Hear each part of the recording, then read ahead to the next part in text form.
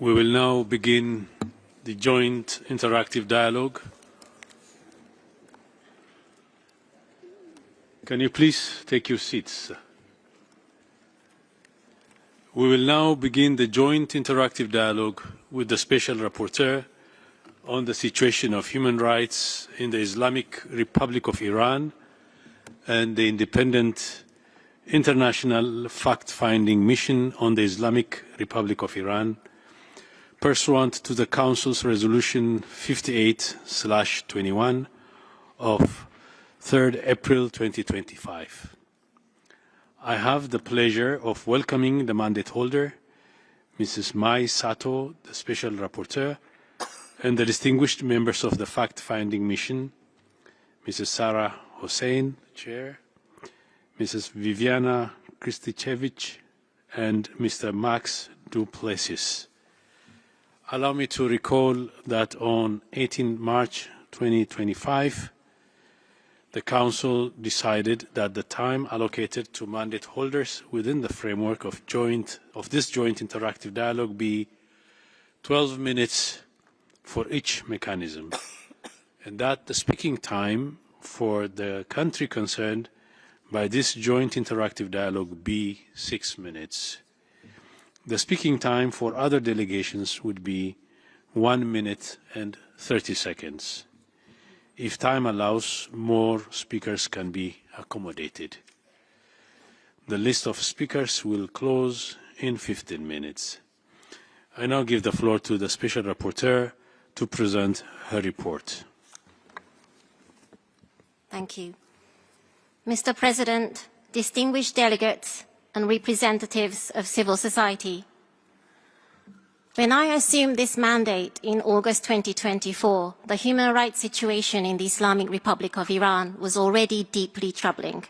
I warned then that by the end of 2025, the number of executions could exceed 1,000. In the end, over 1,600 people were executed in 2025. Digital space was already subject to extensive restrictions, with some international platforms blocked and surveillance mechanisms embedded in communications infrastructure.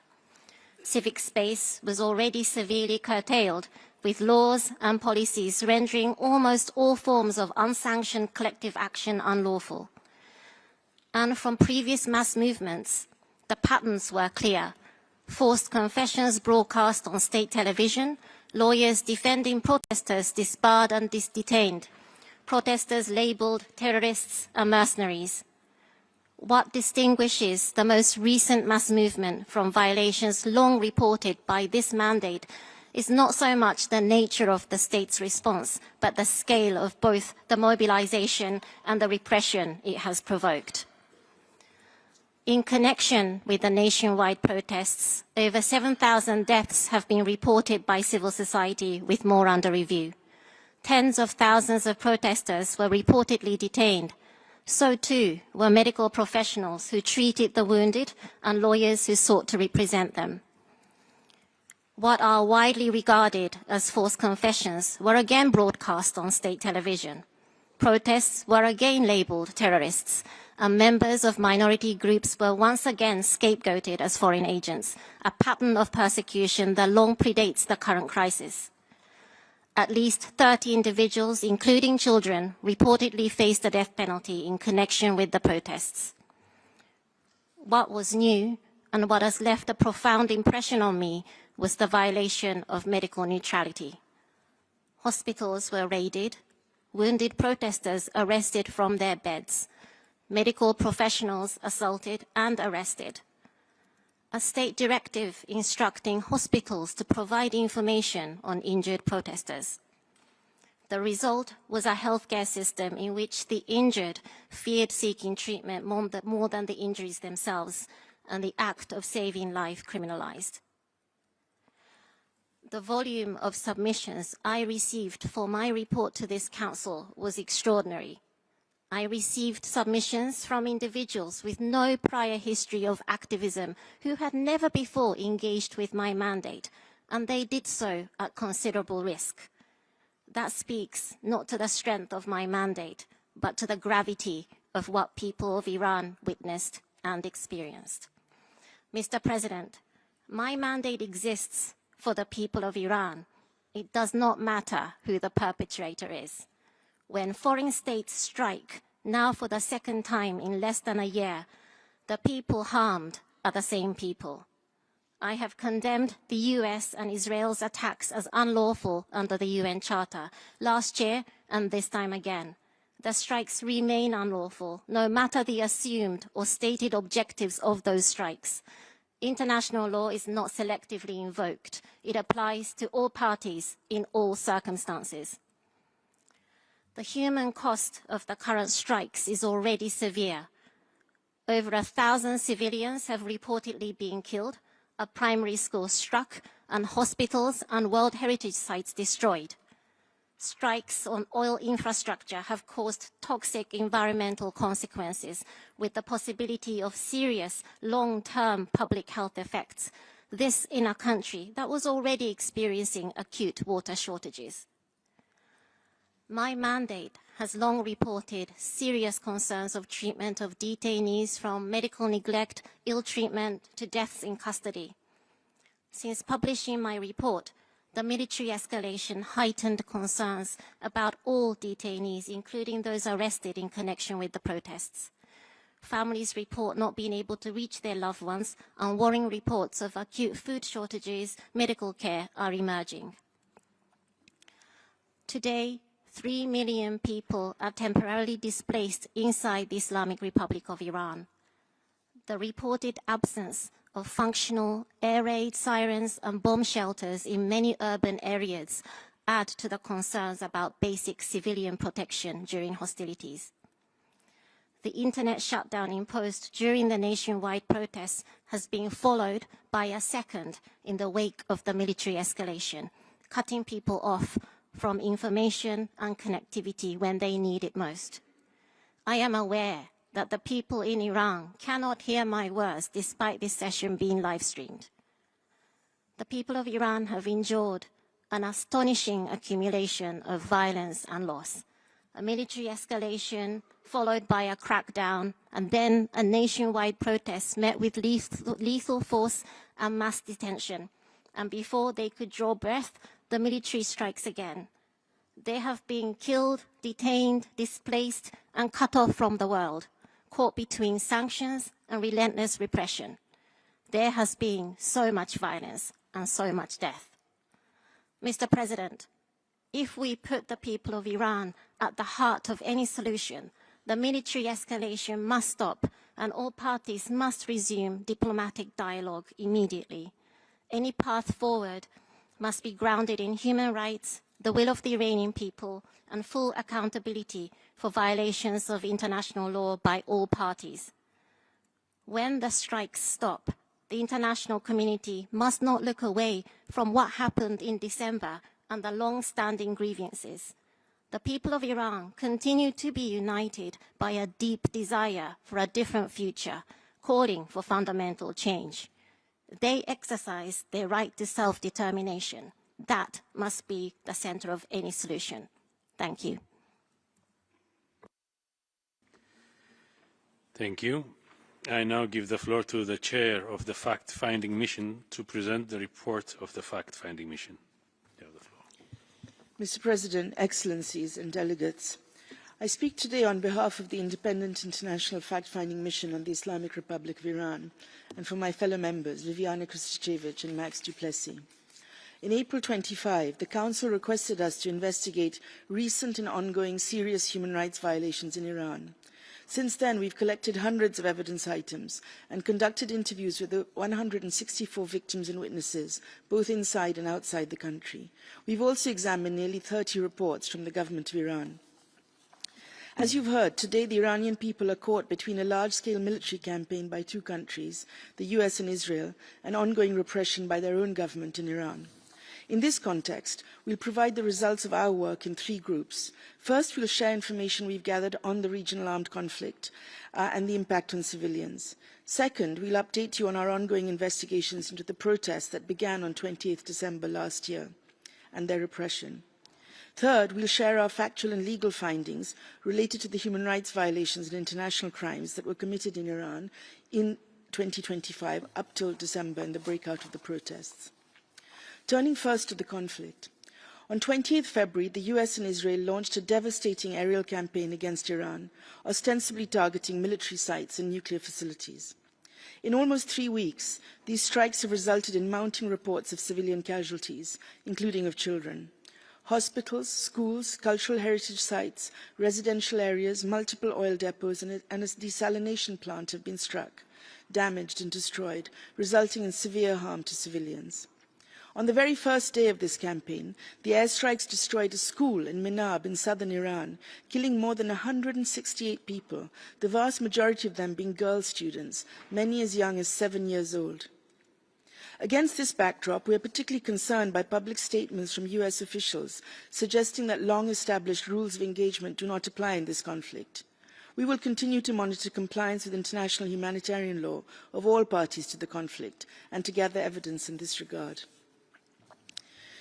This situation has taken place just as the Iranian people have barely begun to emerge from the unprecedented horrors and violence unleashed upon them by their own government, the government of Iran, following the protests that began on 20th December 2025, when millions of Iranis took to the streets across the country, first in relation to the economic crisis and then to demand fundamental change. We have been receiving reports about the killings and injuries that took place in the acts of suppression of these protests. On 8th of January this year, the deaths and injuries escalated significantly, immediately after the government of Iran imposed another internet shutdown. Reports indicate that security forces began to use military-grade weapons, including heavy machine guns, against protesters and bystanders during this period. Credible organizations suggest that over 7,000 people have been killed, far exceeding the government's own staggering claim of 3,117 fatalities over just a few days.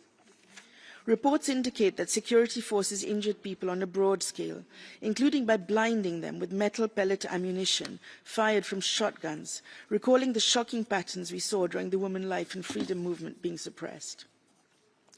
After the government crushed these protests, security forces carried out large-scale detentions, with credible information that more than 50,000 people were held. They included, as you've heard, doctors who were arrested simply for treating the injured. Victims continue to demand truth, justice and accountability for the violations that occurred during these recent protests and those that have occurred earlier. But we must be clear that justice cannot be delivered through war and can only be pursued through accountability measures grounded in the law. Mr. President, I will now move to the factual and legal findings set out in our mandated report, which concern the period from 18th March to 27th December of 2025. First, in the context of the armed conflict then between Iran and Israel in June 2025, we found reasonable grounds to believe that in carrying out the airstrikes on Evin prison, Israel committed the war crime of intentionally directing attacks against a civilian object, killing 80 people, including at least 1 child and 8 women. Second, Iranian authorities themselves failed to protect detainees held at Evin prison and other places and refused to disclose the fate or whereabouts of some transferred detainees from Evin in acts amounting to enforced disappearance. Third, in the aftermath of the conflict, we found that the Iranian state increased measures of repression to suppress dissent through large-scale arrest, detention and criminal prosecutions. Ethnic and religious minorities were subjected to such prosecutions without respect for due process or fair trial rights. Journalists, human rights defenders and social media users were targeted for expressing their views on the conflict or merely for calling for peace. Fourth, rather than dismantling its system of institutionalized and structural discrimination, Iran continued to use mandatory hijab laws and rules as a tool to repress women and girls. Fifth, acts of transnational repression against journalists and human rights defenders reporting on Iran from abroad also increased during and after the June hostilities. These included assassination attempts and death threats and harassment of the families of these people inside the country. As you've already heard, executions rose sharply during and after the June hostilities, with an appalling 1,639 recorded during the year, exceeding the global total of known executions for the previous year. Immediately after the strikes ended, in the 3 months between July and September, at least 464 executions were recorded. In the next month, in October, a further 222 people were executed, the highest monthly total recorded in 25 years. The core lesson drawn from our investigations in this context is clear. External military action does not provide accountability, nor does it bring meaningful change. Instead, it risks intensifying domestic repression by a state that routinely resorts to repressive measures to suppress its own people and to suppress dissent.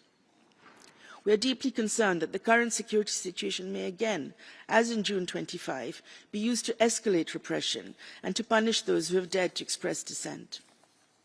Excellencies, given the systematic pattern of violations we've identified, practical transformative measures are required now. First, we call on all parties to urgently and unconditionally end hostilities. We call on the international community to de-escalate tensions and resume a credible and good faith dialogue on peace, human rights, justice, and equal and inclusive participation in political and public affairs. There's an urgent need to ensure full respect for international law to protect civilians and critical civilian infrastructure. Second, we call on Iran to cease intimidation, harassment and arbitrary detention and implement a moratorium on the use of the death penalty. Transformative change is urgently required, one that ensures the voices of all Iranians, including women, young people and minorities, can be expressed freely and without fear for their security, and that guarantees their ability to participate meaningfully in the public affairs of their country. Third, we call on states to ensure that viable legal pathways, including humanitarian visas, remain open for victims and their families in Iran. Acts of transnational repression should be investigated and those responsible prosecuted. Effective remedies and measures of protection for victims of such repression must be ensured. Fourth and finally, it is essential to preserve evidence of human rights violations and international crimes in the context we've described. There must be a firm commitment to pursuing justice and change through lawful accountability measures and not through violence. War cannot deliver the outcomes that truth, justice, due process and transformative reparations can achieve. I thank you. Thank you. In accordance with our practice, we will begin by hearing from the delegations of the countries concerned. I now give the floor to the distinguished representative of the Islamic Republic of Iran. You have a total of 6 minutes.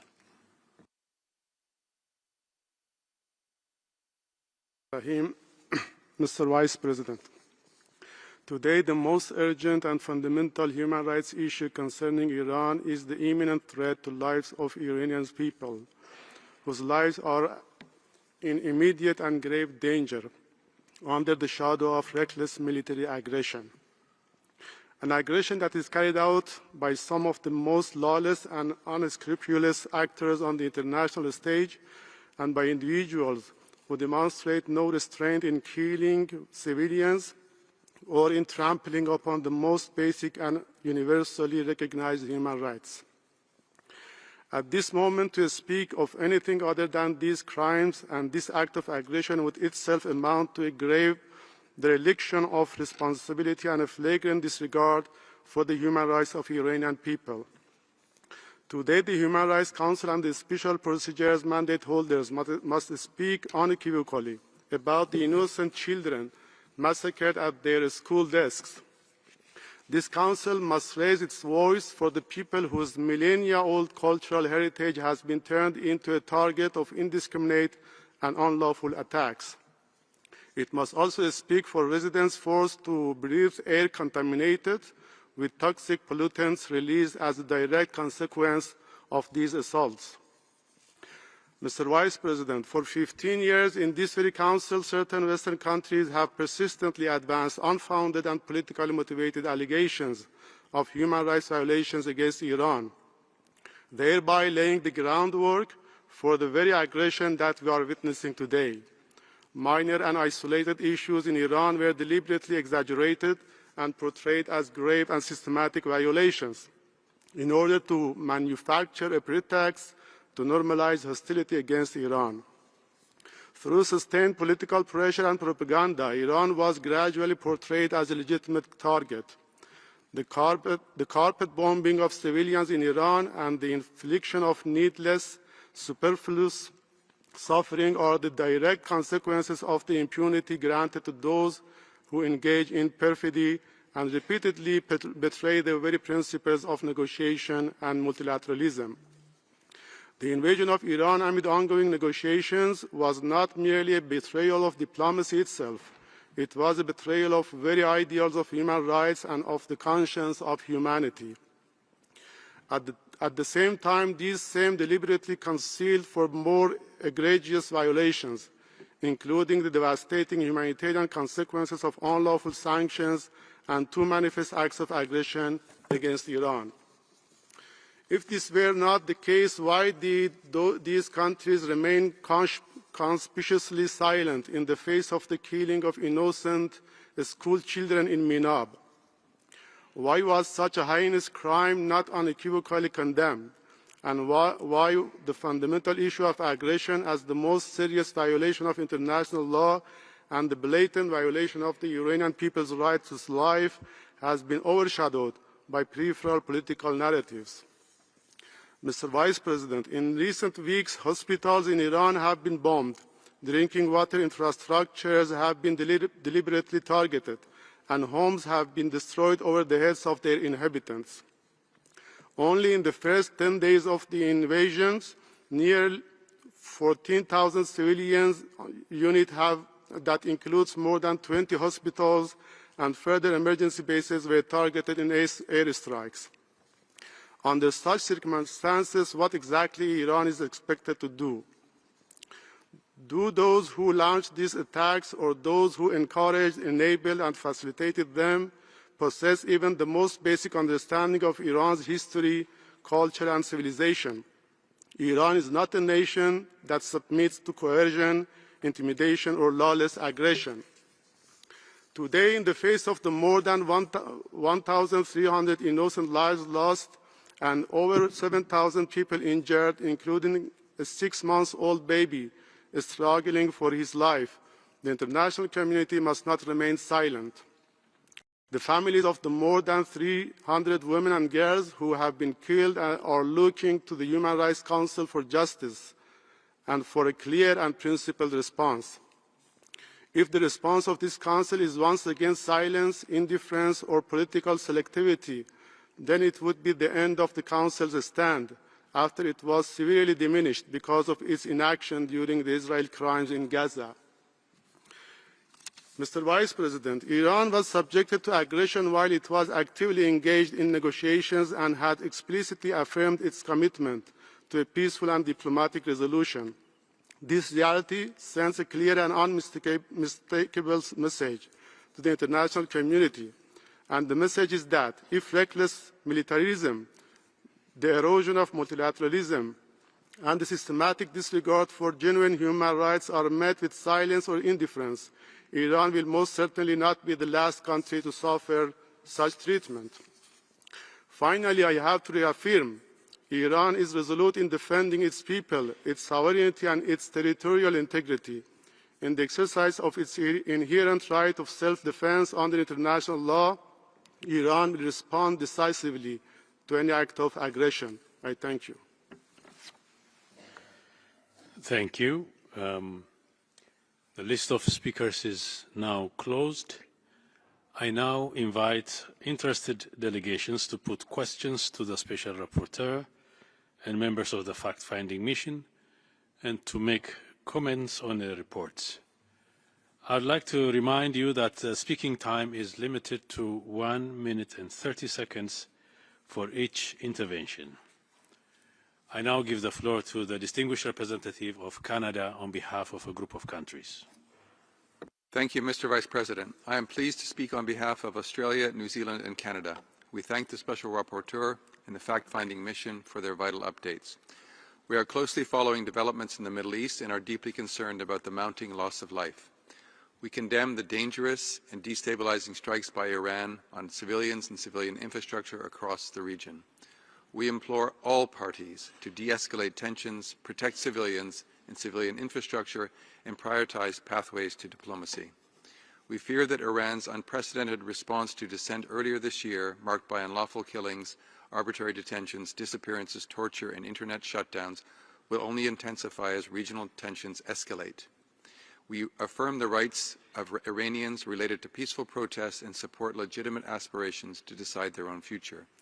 Iran's use of the death penalty, over 1,600 executions in 2025, and more than 100 in January 26 alone, is intolerable. We also remain deeply concerned by the persecution of ethnic and religious minorities, including the Baha'i, Kurds, and Baluchis, and by the systemic discrimination women and girls face in public and private life.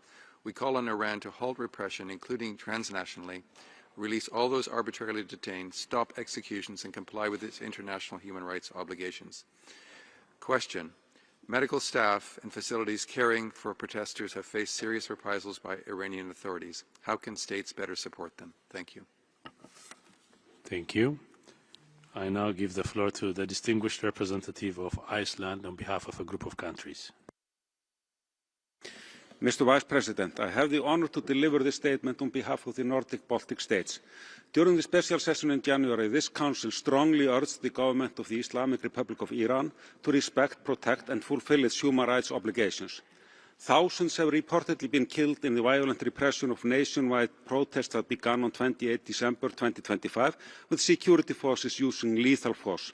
Thousands more have been arrested and detained, and peaceful protesters have been sentenced to death.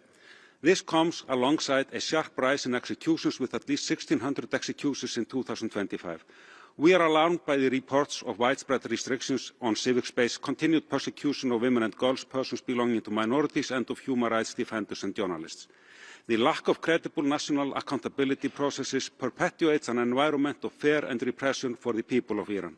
In this context, the work of the fact-finding mission and the special rapporteur is ever more crucial. The ongoing armed conflict has added another dimension to an already profound human rights crisis in Iran. We urge de-escalation, respect by all for international law, including human rights law and humanitarian law, and encourage a return to diplomatic dialogue. Protection of civilians is of utmost importance. I thank you. Thank you. I give the floor to the distinguished representative of the European Union. Mr. Vice President, the EU thanks the Special Rapporteur and the fact-finding mission for the reports. We are following the developments in Iran and the Middle East with the utmost concern. The hostilities have a far-reaching humanitarian impact. We call on all parties to protect civilians and respect international law, including IHL and the UN Charter.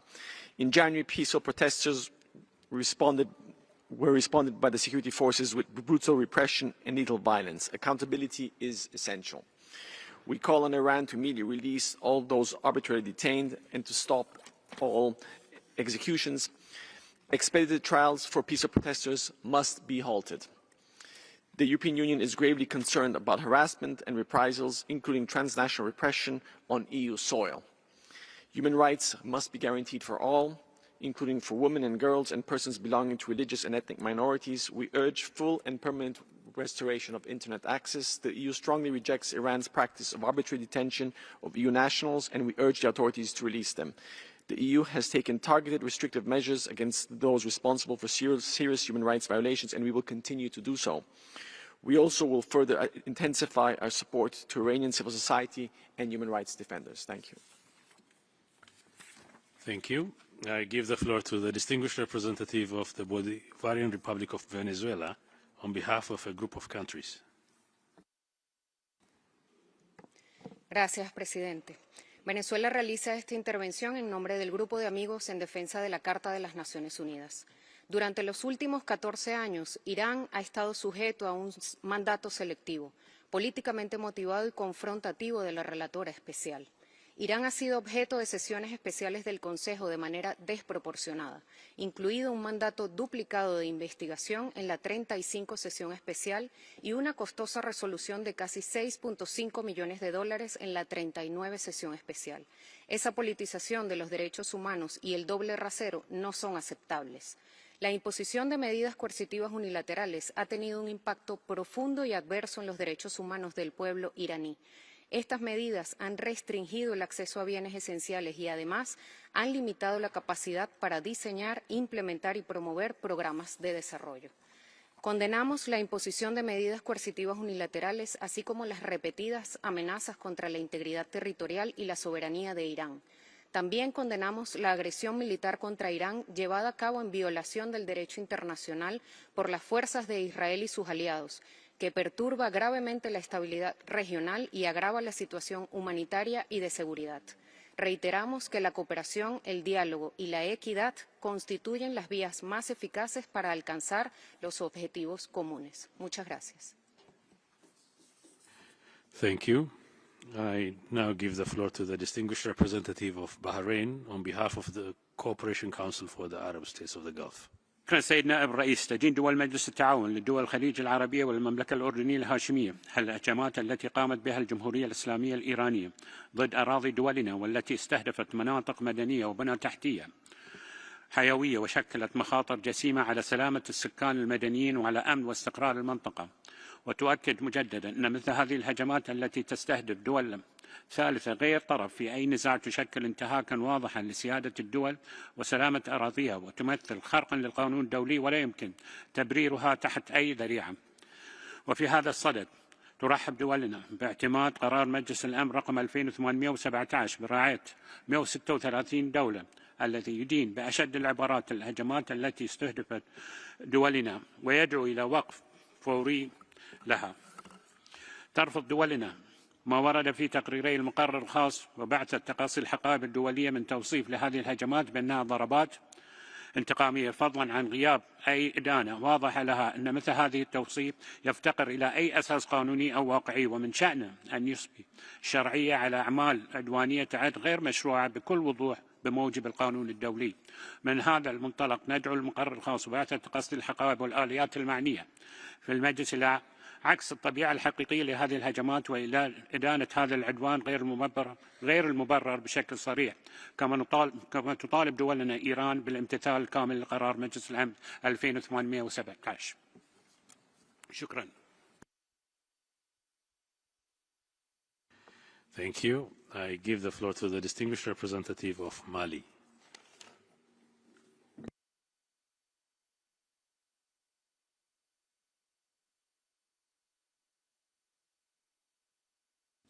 Mali, are you absent or is it?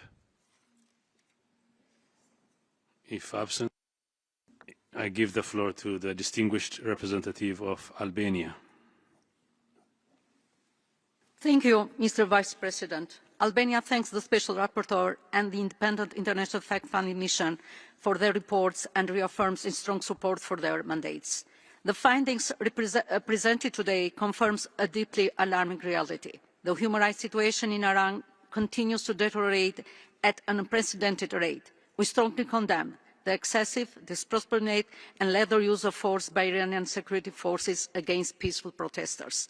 The targeting of civilians exercising their fundamental rights to freedom of expression, association and peaceful assembly constitutes a flagrant violation of international human rights law. Albania is particularly concerned about the widespread arbitrary arrests and detention. The persistent allegation of torture, enforced disappearances, incommunicado detention, ill treatment and forced confessions are extremely alarming. Mr. Vice President, these violations are evidence of a broader system of repression and impunity that has persisted for decades. The scale of gravity of the reported violations underscores the urgent need to ensure accountability and end impunity. Albania also condemns the attacks of Iran against the neighbouring country.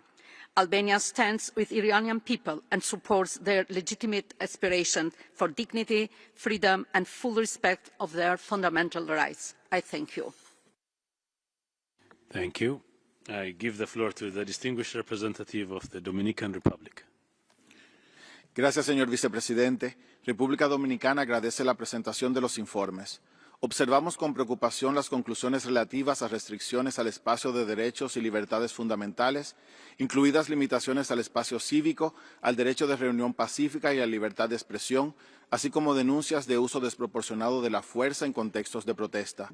Nos preocupa la situación de las mujeres y niñas, así como de otros grupos en situación de vulnerabilidad, y subrayamos la importancia de garantizar la igualdad ante la ley y la protección efectiva de los derechos.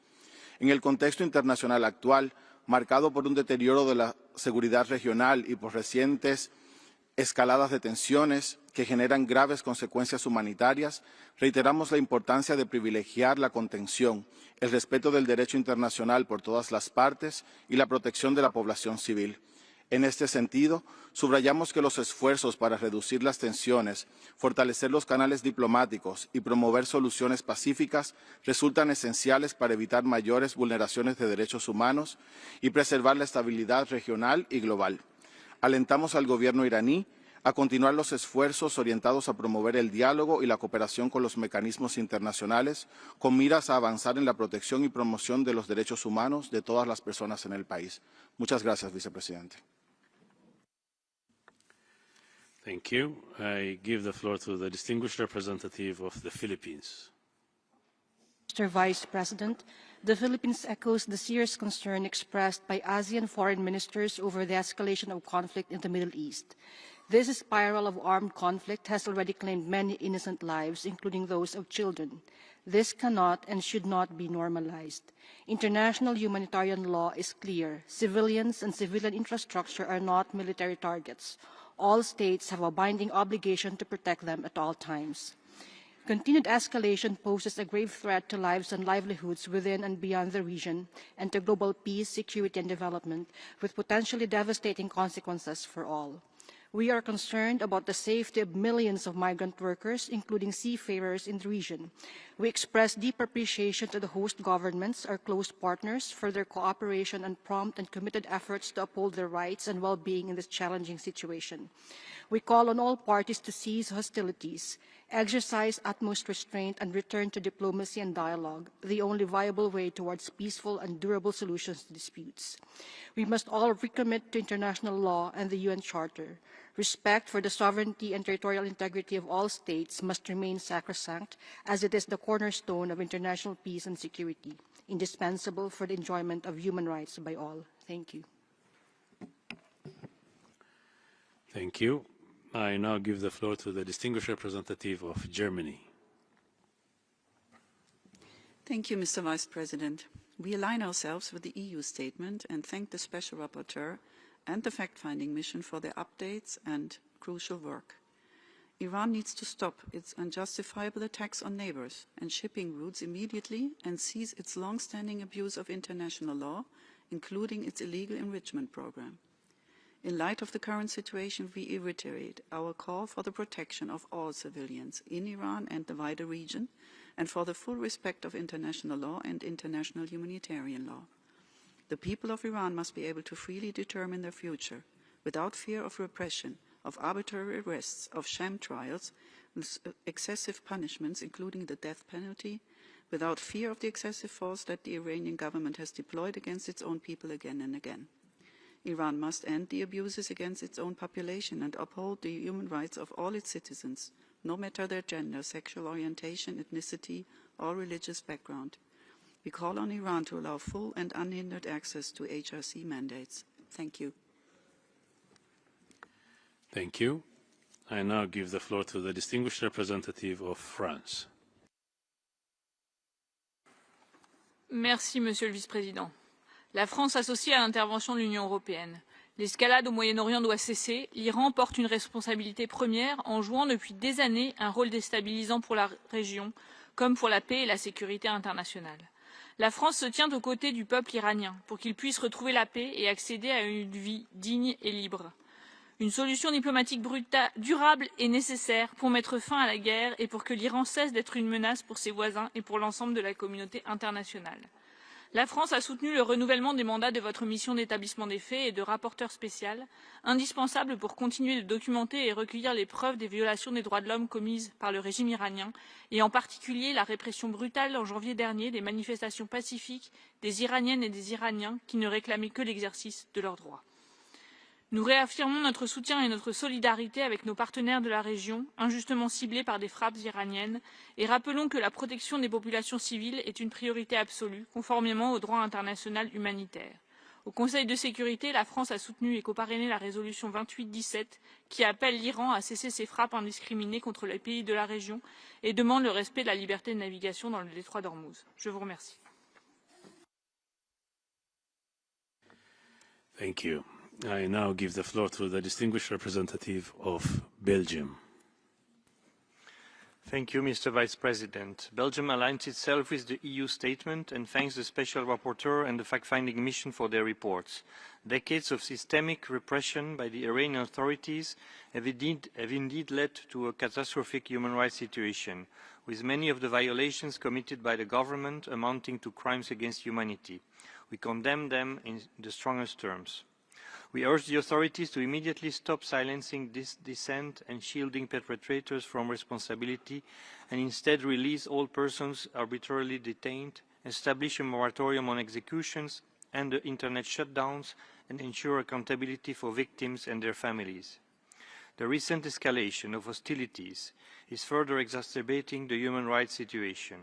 We call for immediate de-escalation, renewed efforts towards a credible political solution and full respect for international law. Iran must comply with Security Council Resolution 2817. IHL prohibits targeted or indiscriminate attacks on civilian infrastructure.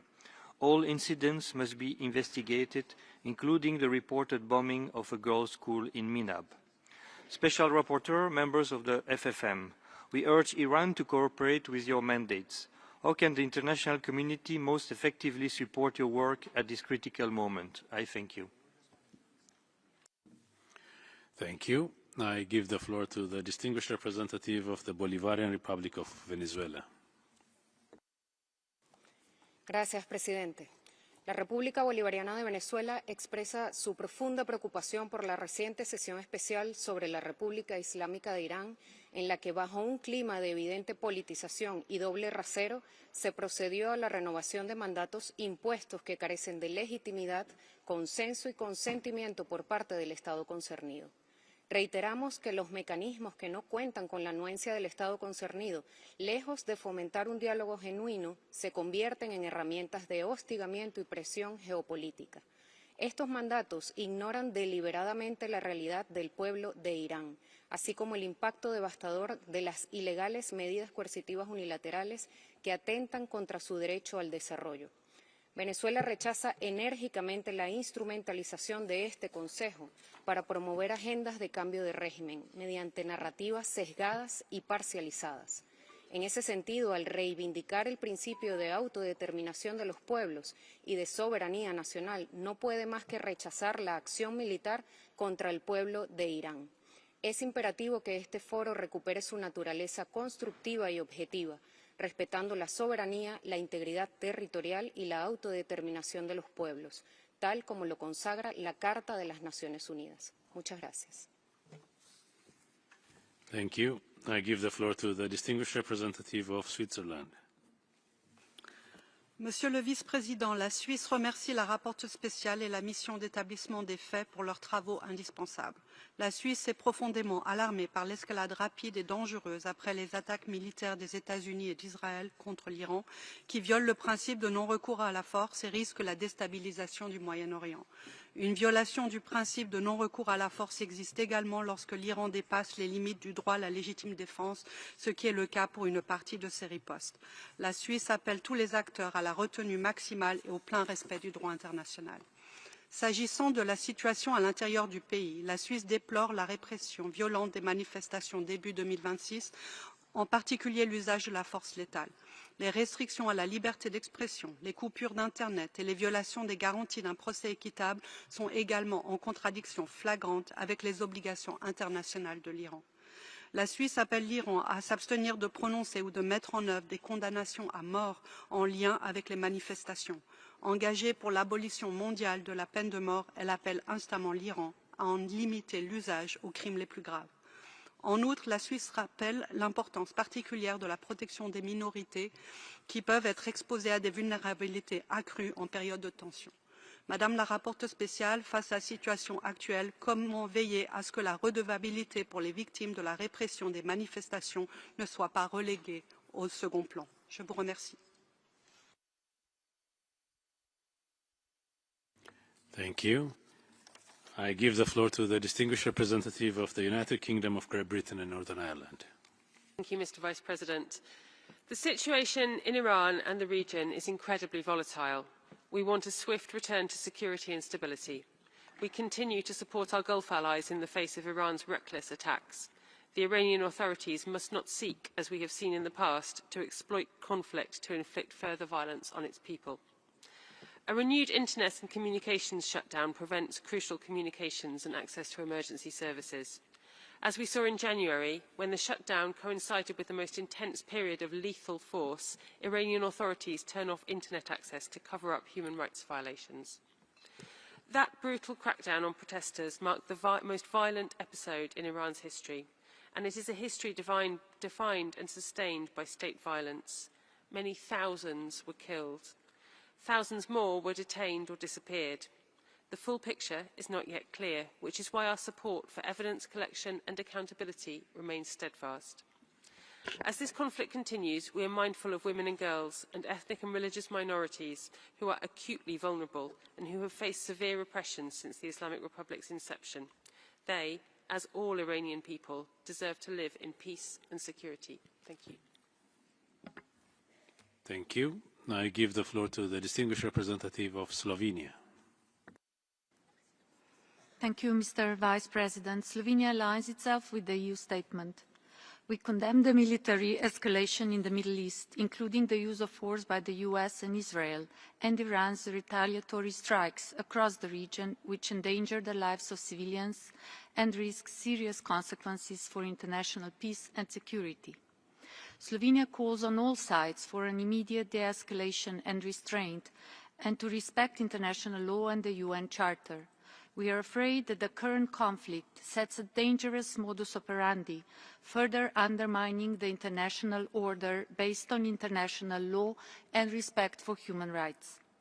We emphasize the obligation of all parties to abide by the provisions of the international humanitarian law, to protect civilians and civilian infrastructure. Slovenia continues to support the Iranian people in their quest for dignity, respect for human rights and freedom. They should be the ones to decide upon their future. We call on Iranian authorities to cooperate fully with this Council, the UN High Commissioner for Human Rights and his office. In the light of recent civilian deaths, including children, does the FFM see possibilities to integrate protection norms under international humanitarian law, where applicable, into its investigative work on human rights abuses with Iran? I thank you. Thank you. I give the floor to the distinguished representative of the Republic of Moldova. Mr. Vice President, we thank the Special Rapporteur and the fact-finding mission for the presentations. Reports reveal that nationwide protests beginning on December 28 last year triggered a state response marked by unprecedented level of violence, resulting in thousands killed, tens of thousands detained, including children and medical staff performing their duties. We strongly condemn the use of lethal force against the individuals exercising their fundamental rights. The internet shutdowns and the weaponization of digital infrastructure to suppress opposition are very concerning. We further condemn the sharp rise of executions in the last year, and at least 100 additional executions reported in January 26 alone. Persistent and structural discrimination against women, girls and minorities continued. We reiterate our call for accountability, immediate release of those arbitrarily detained, and a moratorium on executions as a first step towards the abolition of the death penalty. Mr. Vice President, developments in Iran and in the wider Middle East are of major concern. Search for diplomatic solutions while preventing further escalation leading to protracted conflict is of primary importance. We condemn the attacks that undermine the sovereignty and territorial integrity of the countries in the Middle East. We call for ensuring respect for international law, international humanitarian law, and most importantly, protection of civilian population. I thank you. Thank you. I give the floor to the distinguished representative of the Kingdom of the Netherlands. Thank you, Mr. Vice President. The Kingdom of the Netherlands aligns itself with the EU statement and thanks the Special Rapporteur and the fact-finding mission for their reports. The Netherlands is deeply concerned about the ongoing escalation in the Middle East and urges the Islamic Republic of Iran to immediately cease its indiscriminate attacks across the wider region. We call on all parties to comply with international humanitarian law. Widespread human rights violations persist unabated in Iran. We strongly condemn the systematic oppression of women and girls, human rights defenders, LGBTIQ+ persons, and ethnic and religious minorities. We denounce the alarming number of executions, as well as Iran's practice of arbitrary detention and transnational repression. Respect for human rights and fundamental freedoms must be upheld at all times. We are alarmed that Iran has repeatedly shut down the internet this year and appeal to its government to uphold the freedom of expression, association, peaceful assembly, and to guarantee unrestricted access to information on the internet. Mr. Vice President, we underscore the urgent need for ongoing monitoring and ask that the fact-finding mission and the Special Rapporteur be provided with adequate resources and institutional support to carry out their work. We continue to urge the Islamic Republic of Iran to fully cooperate with both the Special Rapporteur and the FFM. I thank you. Thank you. I give the floor to the distinguished representative of Romania. Thank you, Mr. Vice President. Romania aligns with the EU statement. We support the mandates of the Council addressing the human rights situation in Iran. The Iranian authorities' reaction to peaceful demonstrations, legitimate economic grievances, and demands for equality and justice was brutal, disproportionate, and contrary to Iran's obligations to respect human rights and fundamental freedoms. All killings, all violence against peaceful protesters, and other human rights violations must be investigated in line with international human rights standards and those responsible held to account. We call on the government of Iran to cease all executions, immediately release all individuals detained solely for exercising the right to freedom of expression, peaceful assembly and association, and disclose the whereabouts and fate of all individuals detained or missing in connection with the protests. Romania expresses its solidarity with the Iranian people and commends their courage to fulfill their aspirations for a more democratic and just society. We encourage the Iranian civil society to continue their engagement for reform and pursue their legitimate aspirations for human rights, democracy, and the rule of law. We would like to ask the mandate holders, how can this Council support such efforts? Last but not least, we stand in solidarity with our partners in the region, targeted by Iranian attacks, which profoundly affected regional stability and security. I thank you, Mr. Vice President. Thank you. I give the floor to the distinguished representative of Italy. Thank you, Mr. Vice President. Italy aligns itself with the EU statement. We reiterate our support for the Special Rapporteur and the independent international fact-finding mission. Italy follows with deep concern the developments in Iran, where respect for international humanitarian and human rights law is now even more paramount, in particular the obligation to ensure the protection of civilians. We express our solidarity with the Iranian people in this terrible moment, who are already suffering as the human rights situation in the country continued to sharply deteriorate. Italy has long been deeply concerned about the systemic restriction on freedom of expression, persistent impunity and structural discrimination, particularly against women, girls and minorities. We urge once again the Iranian authorities to ensure accountability for human rights violations following the January protests, release of those arbitrarily detained, and guarantee fair trials. We condemn the sharp rise in executions and call upon Iran to establish a moratorium on the death penalty. Madam Special Rapporteur, how can independent monitoring and reliable reporting on the use of death penalty be ensured in absence of official data? I thank you. Thank you. I now give the floor to the distinguished representative of Burkina Faso. Merci, Monsieur le Président. Le Burkina Faso prend note des rapports du rapporteur spécial de la mission d'établissement des faits. Cette session du Conseil intervient dans un contexte international particulièrement préoccupant, marqué par une escalade de tensions et par des actions militaires israélo-américaines intervenues depuis le 28 février 2026 contre la République islamique d'Iran, ainsi que par les réactions qu'elles ont suscitées. Ces développements ont entraîné des pertes en vies humaines et d'importantes destructions d'infrastructures civiles. Il souligne une fois de plus la nécessité impérieuse de préserver l'ordre juridique international et de renforcer le respect des principes fondamentaux consacrés par la Charte des Nations Unies. À cet égard, ma délégation tient à rappeler que le respect de la souveraineté des États, de leur intégrité territoriale et du principe de non-ingérence dans les affaires intérieures constitue le socle indispensable des relations internationales pacifiques et équilibrées. Le Burkina Faso demeure profondément attaché à la promotion et à la protection des droits de l'homme dans leur universalité et leur indivisibilité. Aussi, ma délégation estime que le Conseil des droits de l'homme doit continuer à promouvoir une approche fondée sur le dialogue constructif la coopération internationale et l'objectivité et la non-sélectivité.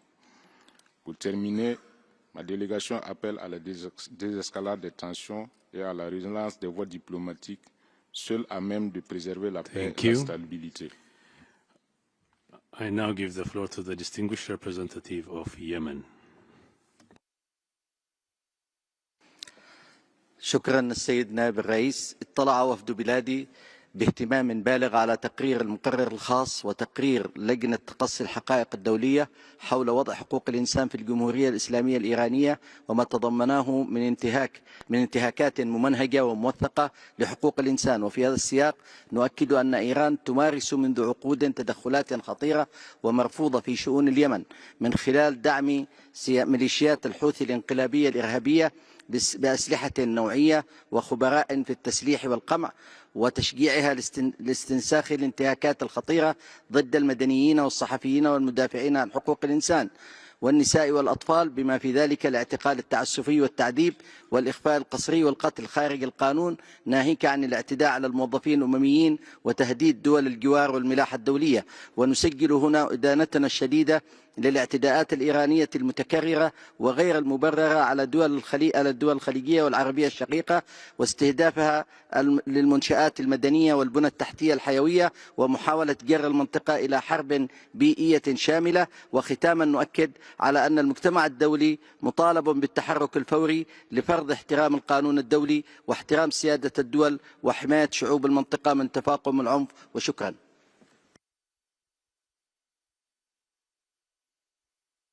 Thank you. I now give the floor to the distinguished representative of Japan.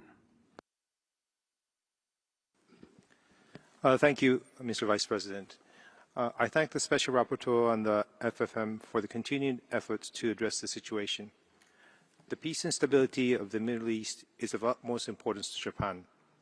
As a country that respects fundamental values and principles such as freedom, democracy, human rights, and the rule of law, Japan will continue to make all necessary diplomatic efforts in coordination with the international community to bring about an early de-escalation of the situation in the Islamic Republic of Iran.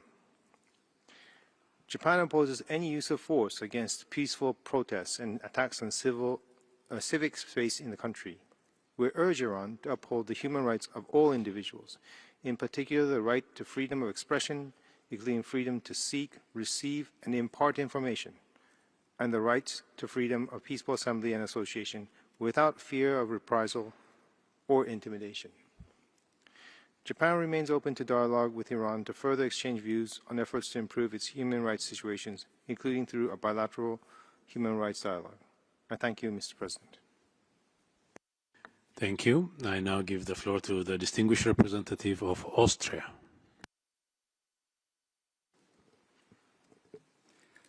Thank you, Mr. Vice President. Austria aligns itself with the EU statement and thanks the Special Rapporteur on the FFM for their reports. We are deeply concerned by their findings, which include the killings of thousands of people since the eruption of the protests, the reported arrest of over 50,000 people, including children, women, minorities, journalists, medical workers, and human rights defenders, and the reports on critical conditions in detention facilities, the application of the death penalty in relation to the protests, with at least 30 individuals, including 2 children, reportedly facing execution, the nationwide telecommunications shutdown with internet connectivity reportedly collapsing to approximately 1% of normal levels, the disproportionate negative effects and targeting of ethnic and religious minorities, notably the Baha'i. Those responsible for these grave human rights violations must be held accountable and evidence preserved. In this light, Austria has supported the designation of the IRGC as a terrorist organization. Austria condemns Iran's strikes across the region and indiscriminate attacks against civilian targets in Israel. We urge all parties to the conflict to adhere to international humanitarian and human rights law. Protection of all civilians, particularly women and children, must remain a key priority. Austria calls for immediate de-escalation and cessation of hostilities of all parties involved and return to diplomatic avenues. Vienna stands ready to serve as a venue for negotiations. The Iranian people deserve freedom and the right to determine their own democratic future. I thank you. Thank you. I give the floor to the distinguished representative of Oman. شكرا السيد نائب الرئيس. يأتي عقد هذا الحوار التفاعلي المشترك في ظل سياق إقليمي ودولي دقيق، حيث تشهد المنطقة تطورات مقلقة نتيجة تصاعد الأعمال العسكرية وتبادل الهجمات، الأمر الذي ينذر بتداعيات خطيرة تمس سيادة الدول وأمنها واستقرار شعوبها، كما ينعكس سلبا على أوضاع حقوق الإنسان وحماية المدنيين. وتجدد سلطنة عمان من هذا المنبر إدانتها لكافة الاعتداءات والهجمات التي تستهدف الجمهورية الإسلامية الإيرانية، وتعرب كذلك عن رفضها القاطع وإدانتها لاستهداف أراضي دول مجلس التعاون لدول الخليج العربية والدول العربية، وتدعو جميع الأطراف المعنية إلى ضبط النفس ووقف الأعمال العدائية والالتزام بمبادئ القانون الدولي وتجنب استهداف المدنيين والمنشآت الحيوية والبنية التحتية.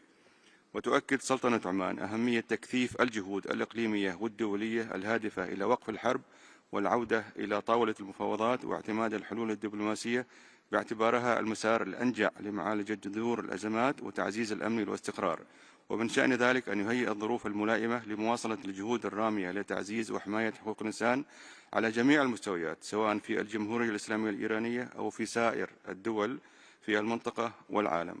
وشكرا. Thank you. I give the floor to the distinguished representative of Argentina. Gracias, señor vicepresidente. El informe presentado ante este Consejo describe una realidad que no se puede ignorar. Documenta ejecuciones, detenciones arbitrarias y una represión violenta contra ciudadanos que ejercían un derecho elemental, el derecho a expresar sus ideas y reclamar libertad. No estamos hablando de incidentes aislados, estamos hablando de vidas humanas, de hombres y mujeres que salieron a las calles con palabras, con esperanza, con dignidad y encontraron balas.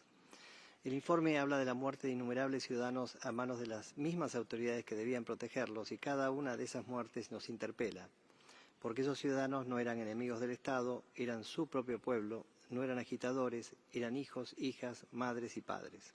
Y hoy debemos decirlo con claridad ante este Consejo, esas vidas no fueron en vano.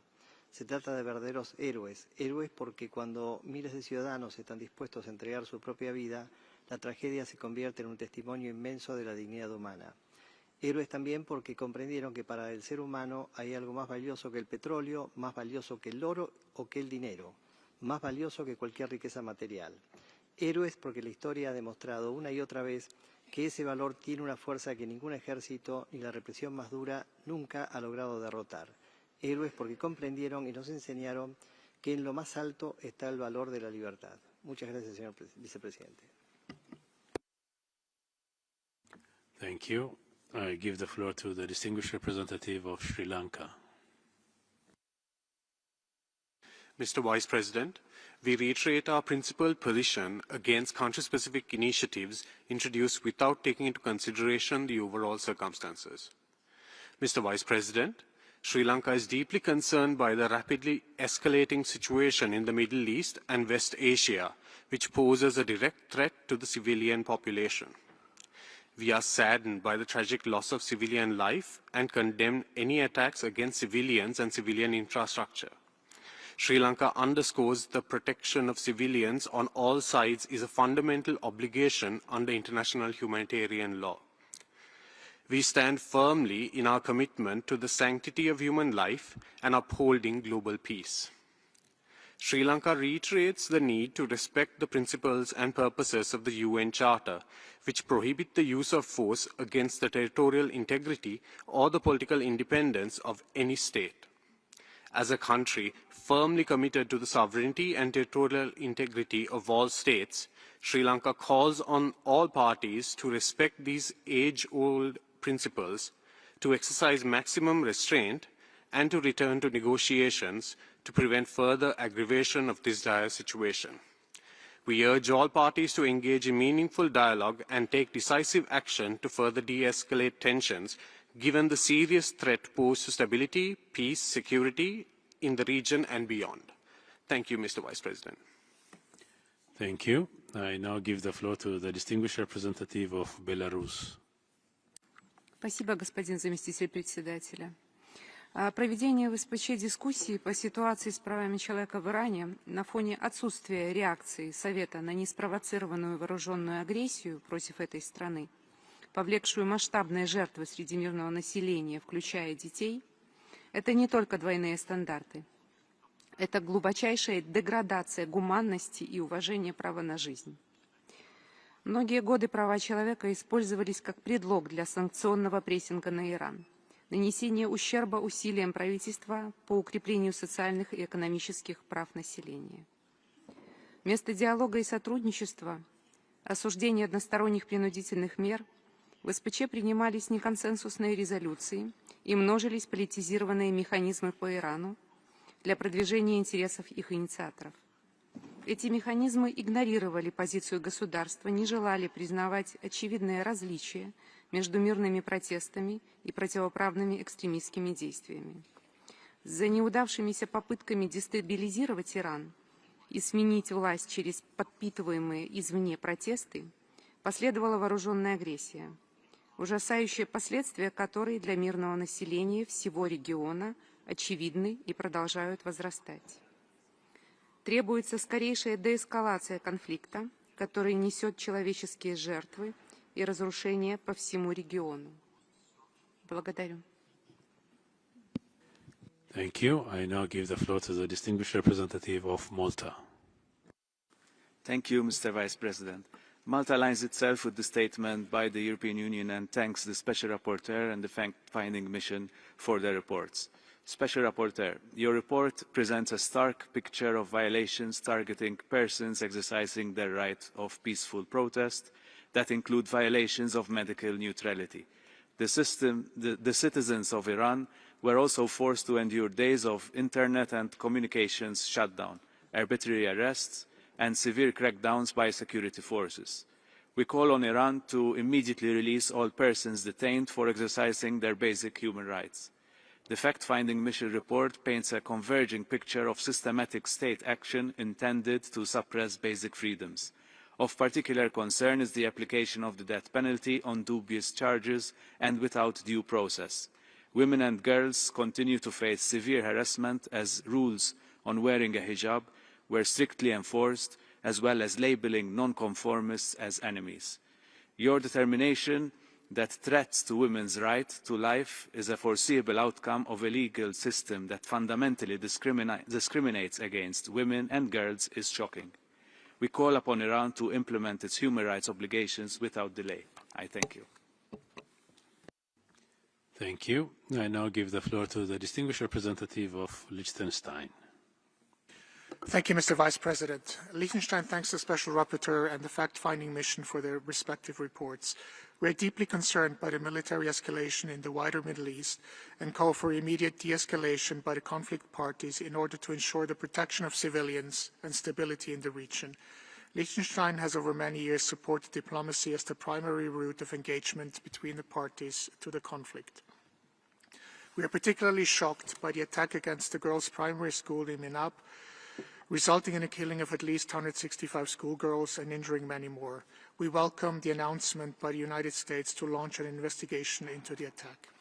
Mr. Vice President, we continue to be gravely concerned about the human rights situation in Iran, particularly the crackdown of the protests that began in late December, resulting in the death of thousands of persons, including children, and many more arbitrarily detained. We deplore the sharp rise of executions, the serious and ongoing human rights violations, the severe restrictions of fundamental freedoms, the persistent impunity, and the lack of cooperation by the Iranian authorities with your mandates. The attacks by the Iranian authorities against their own civilian population amount to crimes against humanity, and the perpetrators need to be held accountable. The people of Iran deserve to freely determine their political future in accordance with their right to self-determination. I thank you. Thank you. I now give the floor to the distinguished representative of Czechia.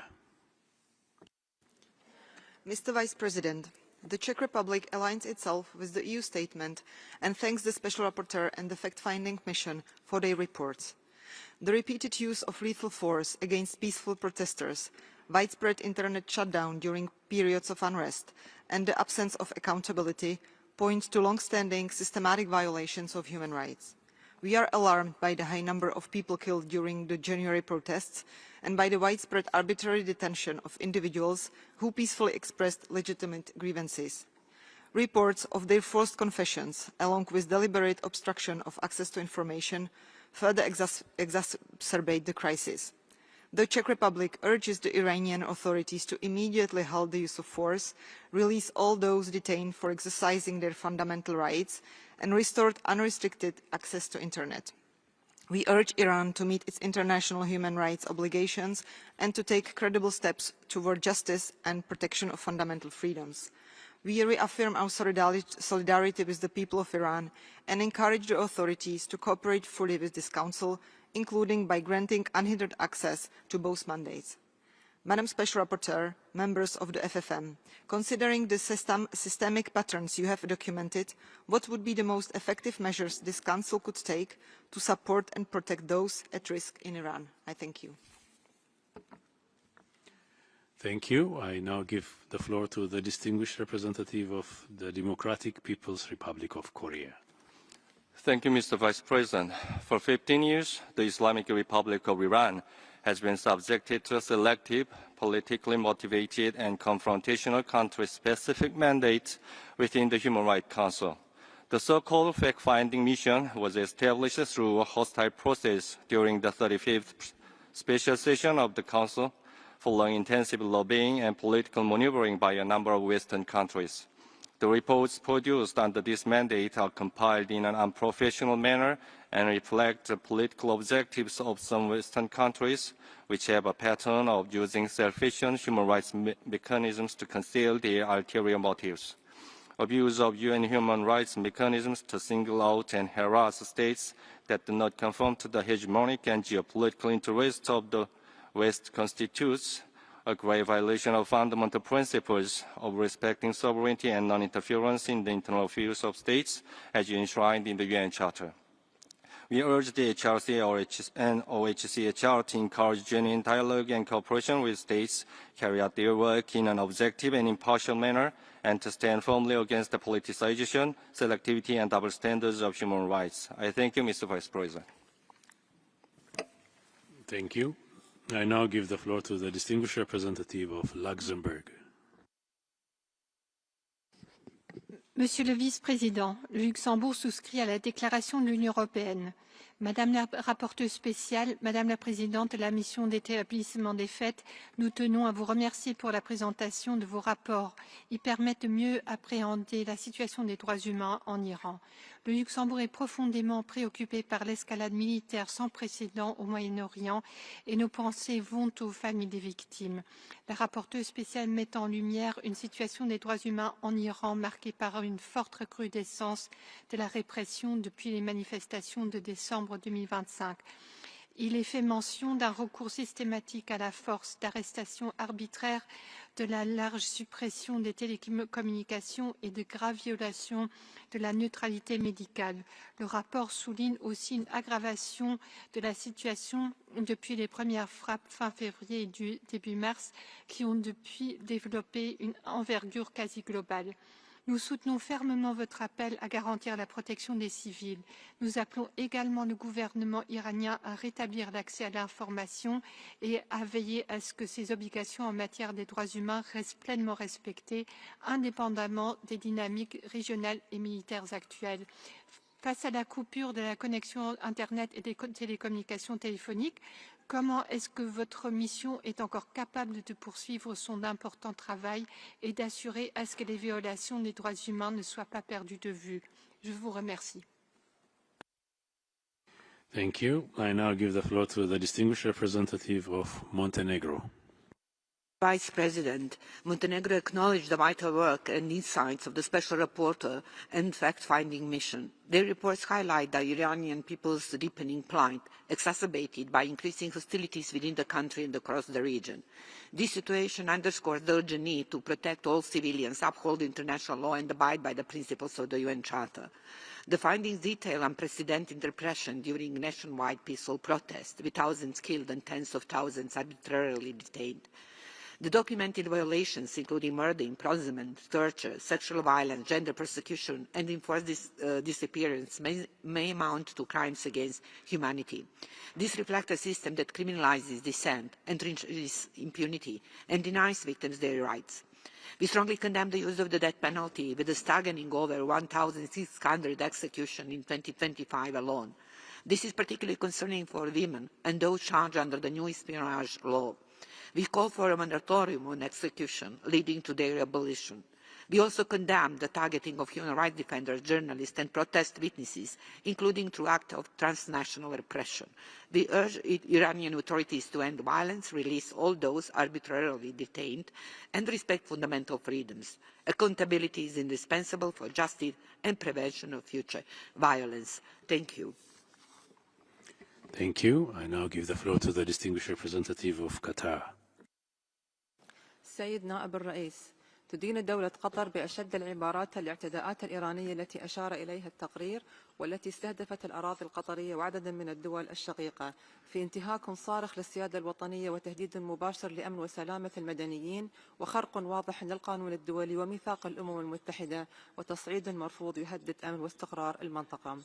نرحب باعتماد مجلس الأمن لقرار 2817 الذي يدين الهجمات الإيرانية على عدد من دول المنطقة ويؤكد احترام سيادة الدول وسلامة أراضيها ورفض استخدام المدنيين والمنشآت الحيوية. إن استهداف دولة ليست طرفا في النزاع ولم تسمح باستخدام أراضيها أو أجوائها في الأعمال القتالية يمثل انتهاكا خطيرا للقانون الدولي ويؤثر سلبا على السلم والأمن الدوليين والتمتع بالحقوق الأساسية وفي مقدمتها الحق في الحياة والتعليم والصحة والأمن والتنمية. ونرفض ما ورد في تقريري المفوض الخاص وبعثة تقصي الحقائق الدولية من توصيف لهذه الهجمات بأنها ضربات انتقامية فضلا عن غياب أي إدانة واضحة لها. إن مثل هذا التوصيف يفتقر إلى أي أساس قانوني أو واقعي من شأنه أن يضفي شرعية على أعمال عدوانية تعد غير مشروعة بكل وضوح بموجب القانون الدولي. في الختام تؤكد بلادي احتفاظها بحقها الكامل في الرد وفقا للمادة 51 من ميثاق الأمم المتحدة دفاعا عن سيادتها وصونا لأمنها وتجدد الدعوة إلى الوقف الفوري للتصعيد والعودة إلى الحوار وتقريب الحكمة بما يحفظ أمن واستقرار المنطقة. شكرا.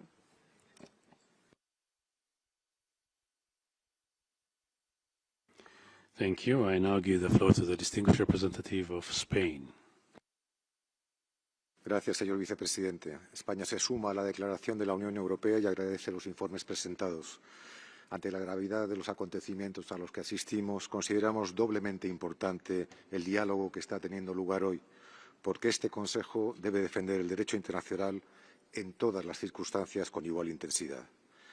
España sigue con gran preocupación la grave situación de derechos humanos en Irán, el aumento en la aplicación de la pena de muerte, la restricción de las libertades civiles y la persecución de todas las minorías que los informes documentan. La represión ejercida por las autoridades iraníes contra los manifestantes pacíficos a inicios de año, así como las detenciones arbitrarias y las sentencias sumarias de ejecuciones de estos manifestantes, son gravísimas violaciones del derecho internacional de los derechos humanos. Tampoco consideramos aceptables las restricciones a las comunicaciones y nos alarma el uso de los hospitales y servicios médicos como un instrumento de represión y control. España también condena enérgicamente la violencia y represión ejercida en Irán contra las mujeres, cuyos derechos fundamentales son violados de manera sistemática y cuyas protestas han sido violentamente silenciadas. Irán es el país de Masha Amini, no lo olvidamos, y también de las niñas víctimas del bombardeo de la escuela de Minab. Ante la guerra, España rechaza las acciones unilaterales de Estados Unidos e Israel. Condenamos los ataques indiscriminados de Irán a los países vecinos y pedimos el cese inmediato de los mismos. Debemos regresar al derecho internacional. Muchas gracias, señor presidente. Thank you. I now give the floor to the distinguished representative of Colombia. Gracias, señor vicepresidente. Colombia ve con preocupación el deterioro. Hace pocos meses presenciábamos el nivel sin precedentes de represión de las protestas populares y ahora el uso de la fuerza contra Irán, como se señala en el informe de la misión de investigación y en las manifestaciones de la relatora especial, lo cual ha dejado a la población iraní atrapada entre una campaña militar a gran escala y un aparato nacional responsable de violaciones a los derechos humanos. Colombia ve con preocupación el deterioro aún mayor de la difícil situación de los derechos humanos en Irán, a consecuencia de los recientes ataques armados contra ese país. Esto ha desencadenado a su vez acciones armadas iraníes contra los estados de la región, con consecuencias igualmente perturbadoras, particularmente frente a la población civil. Colombia no puede permanecer en silencio ante el costo humano de la situación en Irán y en la región. No se puede continuar exponiendo a comunidades enteras al miedo y al riesgo, lo que dificulta la situación de los más vulnerables, las mujeres y los niños. Ningún objetivo militar puede justificar que la población civil quede atrapada en el fuego cruzado o sea víctima de ataques indiscriminados, particularmente frente a instalaciones protegidas por el derecho internacional humanitario, como las escuelas. La protección de la vida debe ser nuestra máxima prioridad. Debe cesar el uso de la fuerza por parte de todos los involucrados. Muchas gracias. Thank you. I now give the floor to the distinguished representative of the United Arab Emirates. السيد نائب الرئيس، مع مرور 17 يوما على الهجمات الإيرانية الغادرة على بلادي، ما يزال العالم يطالب من خلال قرار مجلس الأمن 28/17 بالوقف الفوري لهذه الأعمال العدوانية. نعبر عن رفضنا القاطع لأي مبررات صدرت من إيران بشأن التصعيد العدواني، فما هي إلا محاولات نشر الأكاذيب وتضليل المجتمع الدولي لتبرير اعتداءاتها السافرة على دولة الإمارات والمنطقة. رغم أن دولة الإمارات بذلت حتى اللحظة الأخيرة جهودا صادقة ومسؤولة لتجنب اندلاع الحرب، فإن إيران هي من عزلت نفسها عن جيرانها. وفي هذا الصدد ترفض بلادي بشكل قاطع ما ورد في تقرير المقررة الخاصة وبعثة تقصي الحقائق من توصيف لهذه الهجمات بأنها ضربات انتقامية، فهذا التوصيف يفتقر إلى أي أساس قانوني أو واقعي، ويمنح غطاء غير مبرر لأعمال عدوانية غير مشروعة بموجب القانون الدولي.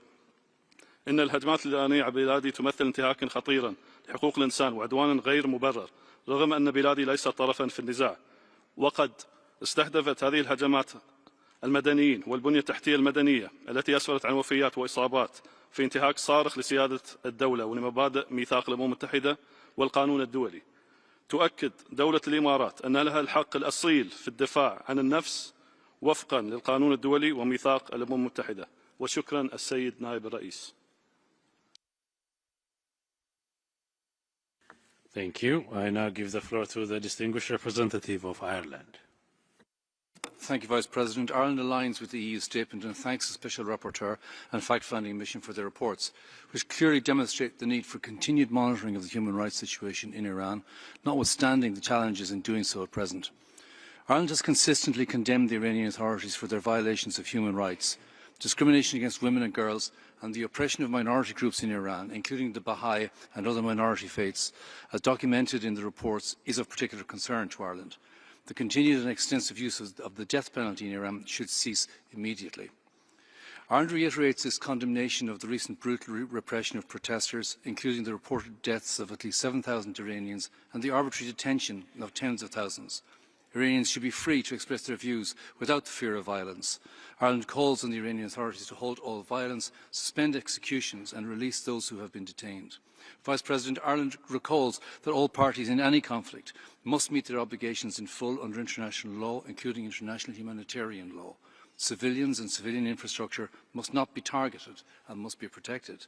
Special Rapporteur, what is your assessment of the potential to strengthen monitoring of the human rights situation in Iran, given the challenges that obtain? Thank you. Thank you. I now give the floor to the distinguished representative of Uzbekistan via video.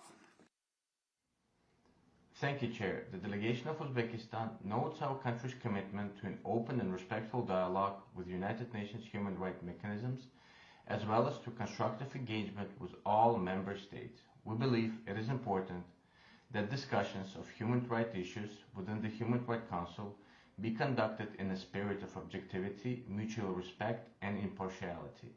In this regard, we consider it is necessary to refrain from the politicization of human rights agenda and to use Council's potential primarily to strengthen trust and promote constructive international cooperation.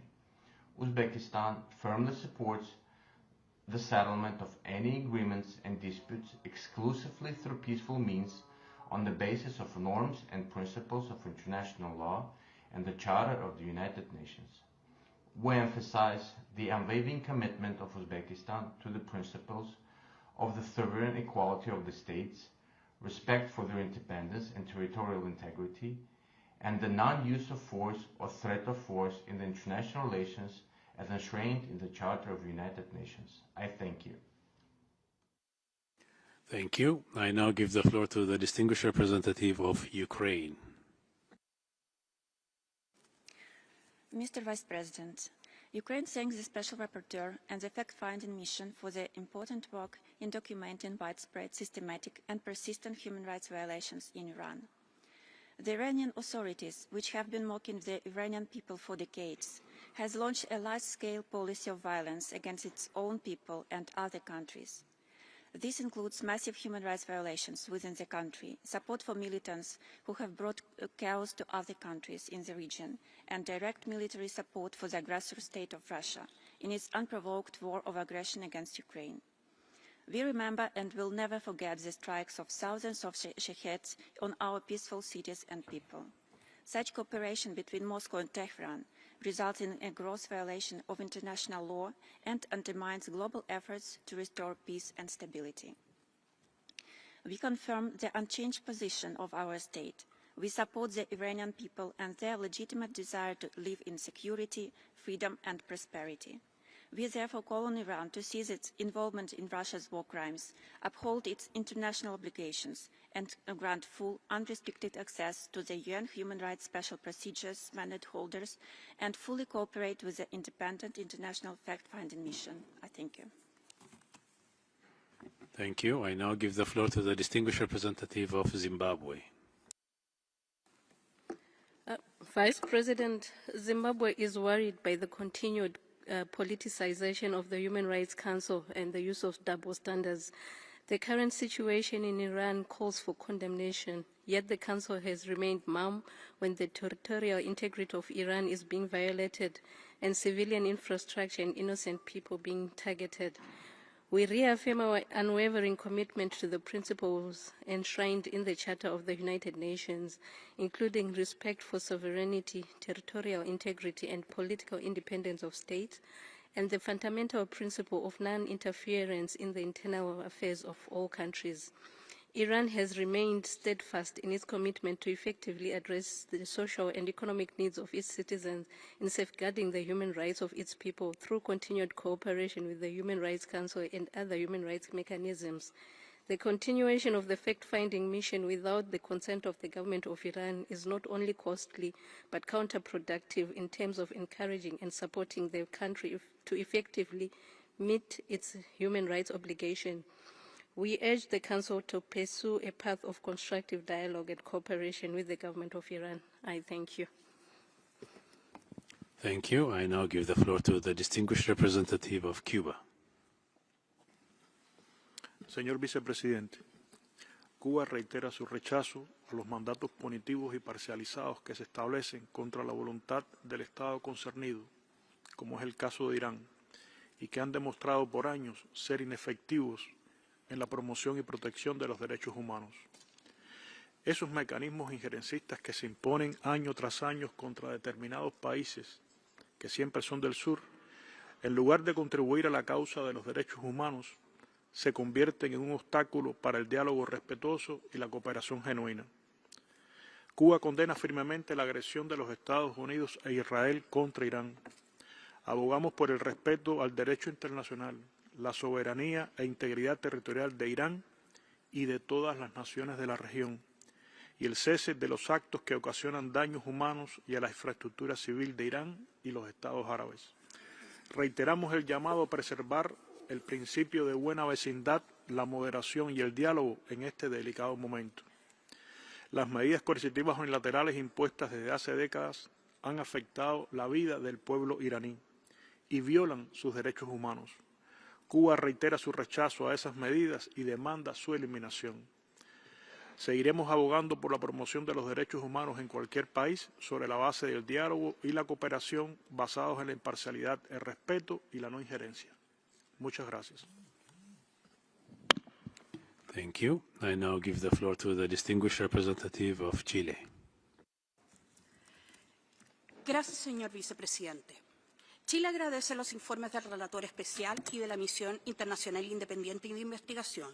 Sus conclusiones reflejan la gravedad de la situación de derechos humanos en la República Islámica de Irán y el profundo impacto humano que continúa generando.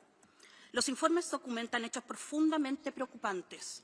uso excesivo de la fuerza contra manifestantes, detenciones arbitrarias, incremento sostenido de ejecuciones y crecientes restricciones al espacio cívico.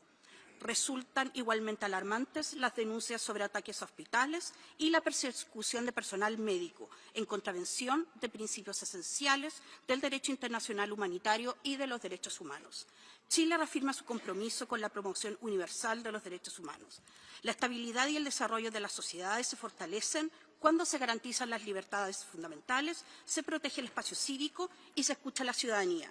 Reiteramos la importancia de investigaciones independientes, imparciales y transparentes que permitan esclarecer los hechos, garantizar el acceso a la verdad, la justicia y la reparación para las víctimas y fortalecer la confianza en las instituciones.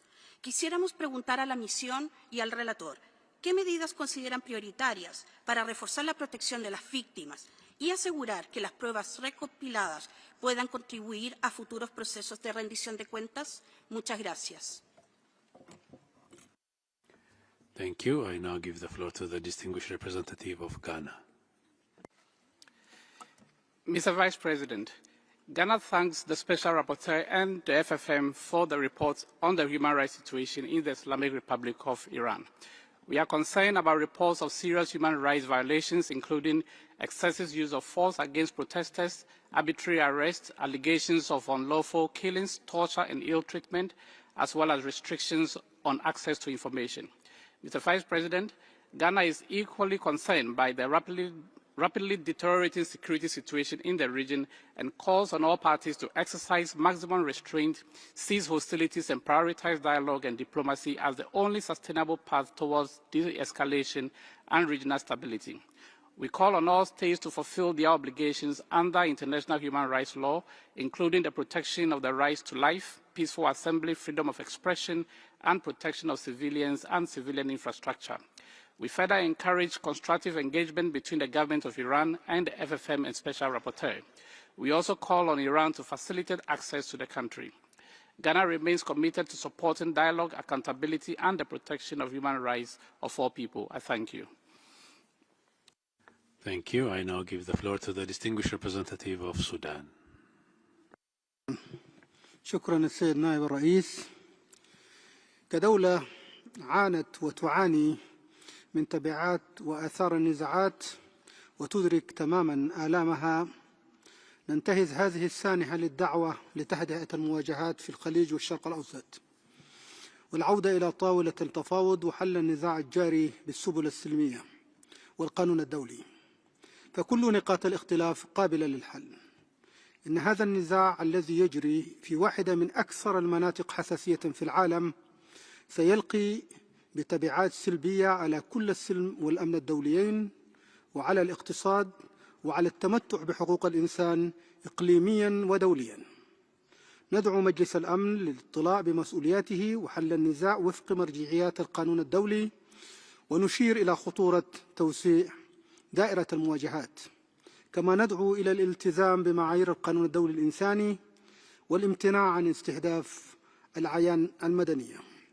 لقد أخذنا علما بمحتويات التقريرين المقدمين وما جاء فيهما من ملاحظات وتوصيات، ونشجع إيران على مواصلة مجهوداتها في مجالات ترقية وحماية حقوق الإنسان، بما في ذلك في جوانب الإصلاح القانوني وحماية الفئات الأضعف وتقديم الخدمات الاجتماعية وحماية الحيز المدني.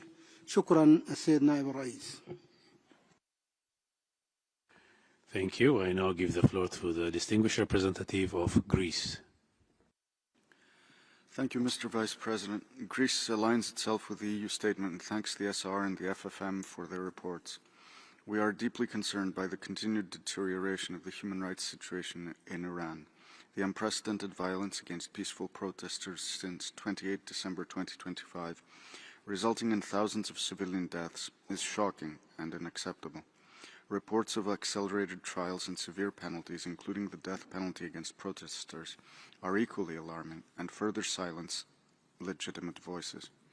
Religious and ethnic minorities continue to face discrimination, arbitrary detention, and unfair trials, while women and girls experience persistent structural inequalities. Restrictions on communications and internet access further aggravate the situation by limiting the free flow of information and hindering independent scrutiny. Credible investigations and accountability for those responsible are essential. Greece supports international efforts to document abuses in the work of civil society and human rights defenders operating under extremely difficult conditions. Greece also condemns Iranian strikes against neighboring countries and stresses the need for maximum restraint, de-escalation, and full respect for international law. Lasting solutions can only be achieved through dialogue that addresses legitimate concerns, reduces the risk of further violence, and paves the way for a peaceful and dignified future for the Iranian people, while safeguarding international security. I thank you. Thank you. I now give the floor to the distinguished representative of Afghanistan. Thank you, Mr. Vice President. We express our profound concern and condemn the recent aggressions and military strikes against Iran and the expansion of the war in the GCC regions and beyond, which is a clear breach of international law. Such aggressions undermines the UN Charter, the principles of sovereign equality, the prohibition on the use of force, and the peaceful settlement of disputes. We recall that even in moments of crisis, all parties remain bound by international humanitarian law and international human rights law, including the obligation to protect civilians and civilian objects at all times.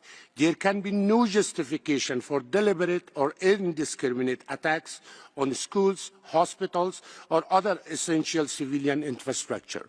Mr. Vice President, we also express concern that this escalation further endangers refugees and migrants from Afghanistan and Iran who already face forced returns, insecurity, and protection risk.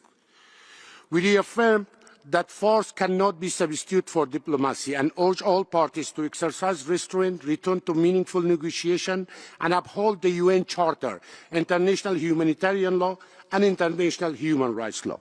I thank you. Thank you. I now give the floor to the distinguished representative of Eritrea. Thank you, Mr. Vice President. Today's session is being held on the backdrop of the tragic developments unfolding in the Middle East and blatant violations of the UN Charter and international law, including the core objectives of protecting and promoting human rights and humanitarian law. While categorically condemning all attacks against civilians and civilian infrastructure, as well as the use of force against the territorial integrity or political independence of any state, we urge for the immediate cessation of hostilities. We express our deepest sympathy and solidarity for the loss of all innocent civilians killed by the military attacks, including the young schoolgirls in Minab. Last year, the mandate under consideration had undergone through an unusual renewal procedure, followed by a special session earlier this year, further complicating the mandate that has already been highly politicized. In this dialogue, we would like to focus on the decisions that would emerge from this Council.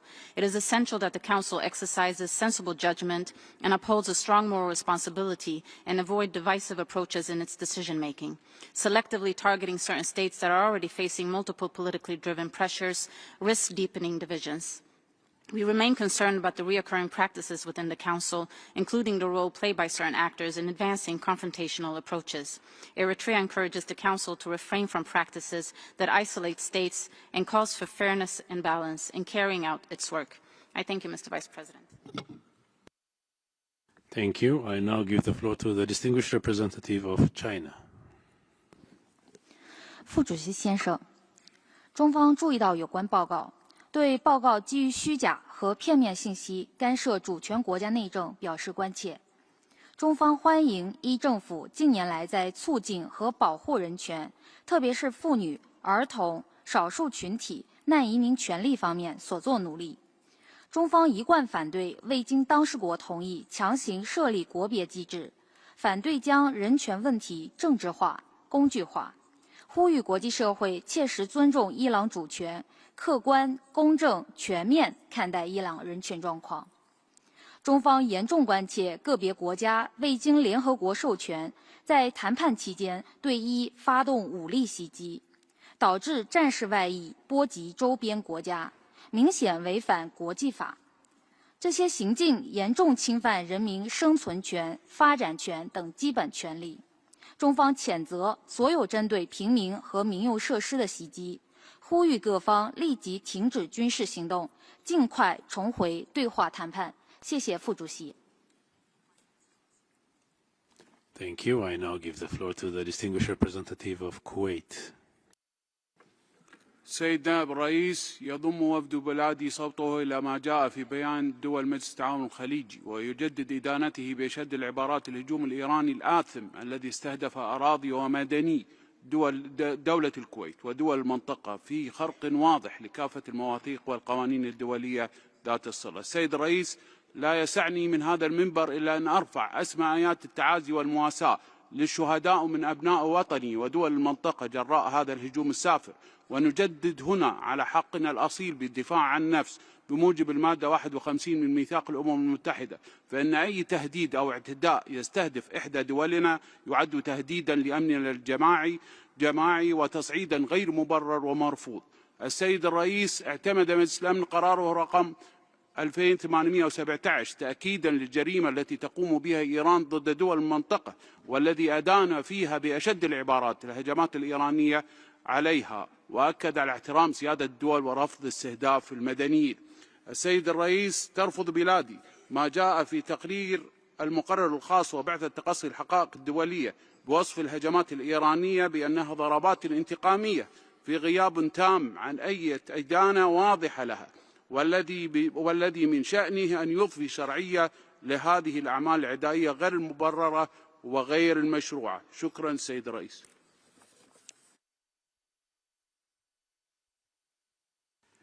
Thank you. I now give the floor to the distinguished representative of the Russian Federation. Господин председатель, крайне обеспокоены складывающейся вокруг Ирана ситуацией. Предпринятые США и Израилем действия являются очередным, неспровоцированным актом вооруженной агрессии против суверенного и независимого государства-члена ООН в нарушении ее устава и основополагающих принципов международного права. Они неприкрыто направлены на дальнейшее вмешательство во внутренние дела Ирана и уничтожение этого неудобного Западу государства. Безответный шаг Вашингтона и Западного Иерусалима уже привел к резким эскалации ситуации во всем регионе и рискует обернуться гуманитарной и экономической катастрофой. На этом фоне совершенно безосновательны попытки западных стран оправдать агрессию в отношении Ирана некими мнимыми угрозами международному миру и безопасности.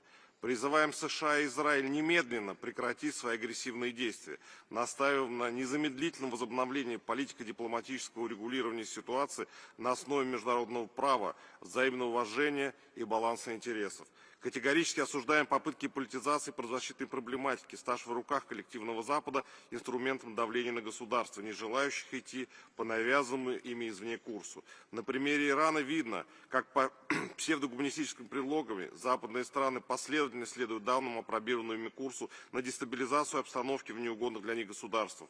Исходим из того, что навешивание ярлыков политическим мотивом дискредитирует органы ООН, включая ее Совет по правам человека. Призываем отказаться от этой порочной практики. Благодарю за внимание.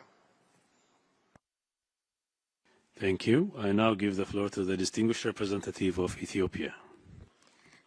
Thank you, Mr. President. Mr. Vice President, Ethiopia believes that multilateral forums, including this Council, play a vital role in fostering cooperation among states in fulfilling their human rights obligations. In this regard, we emphasize the importance of constructive engagement, dialogue, and mutual understanding in advancing the promotion and protection of human rights globally. Ethiopia acknowledges the engagement of Islamic Republic of Iran with international human rights mechanisms. In this respect, we encourage Iran to continue its cooperation with relevant mechanisms, including the Office of the United Nations High Commissioner for Human Rights, as well as its constructive participation in the Universal Periodic Review process and the implementation of accepted recommendations. Ethiopia remains firmly committed to the principle of universality, objectivity, and non-selectivity in the work of this Council. In closing, Ethiopia underscores that enhanced cooperation with the states, support for nationally led initiatives, and the promotion of constructive dialogue, technical assistance, and capacity building undertaken with the consent of the concerned state are essential for sustainable promotion and protection of human rights. I thank you, Mr. Vice President. Thank you. I now give the floor to the distinguished representative of Malaysia. Thank you, Mr. Vice President. Malaysia thanks the Special Rapporteur and the Independent International Fact-Finding Mission for their continued work. Malaysia remains deeply concerned by reports of attacks on civilian infrastructures, including the strikes on the girls' schools in Minang. Attacks on schools are particularly alarming and must be unequivocally condemned. schools are civilian objects and must never become targets of violence. The protection of civilians, especially children, must remain paramount at all times. Educational institutions represent more than physical infrastructure. They are essential spaces that safeguard children's right to education and their future. When schools are damaged or destroyed, the consequences extend far beyond the immediate loss of life, undermining stability, recovery, and the long-term well-being of affected communities. Malaysia therefore underscores the importance of full respect for international law, including international humanitarian law, particularly the principles of distinction and protection of civilian objects. In this regard, Malaysia encourages the Special Rapporteur and the Independent International Fact-Finding Mission to closely examine allegations of attacks against civilian infrastructure and their implications for the enjoyment of human rights, particularly the rights of children, and to ensure that the findings are duly reflected in its forthcoming report. Accountability and credible documentation remain essential to ensuring protection for civilians, including children, and preventing further violations of human rights. Thank you. Thank you. I now give the floor to the distinguished representative of Niger.